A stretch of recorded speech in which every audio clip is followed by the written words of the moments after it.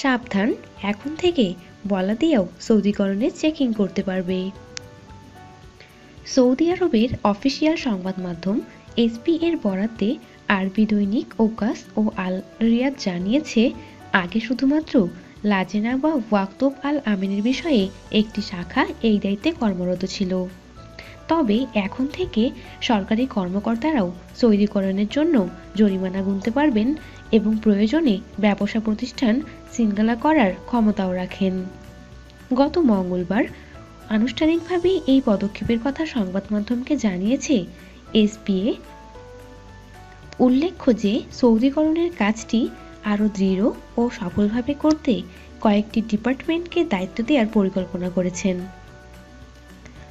Saudi আরবে বসবাসরত প্রবাসীরা যদিও লুকিয়ে লুকিয়ে কাজ করেন, তারা অনেক গুরুতর অপরাধ করে ফেলবেন এবং অনেক বিপদে পড়বেন। তাই প্রবাসী ভাইদের উদ্দেশ্যে বলছি, এই ভিডিওটি আপনারা বেশি বেশি করে লাইক, শেয়ার এবং কমেন্ট করতে ভুলবেন না।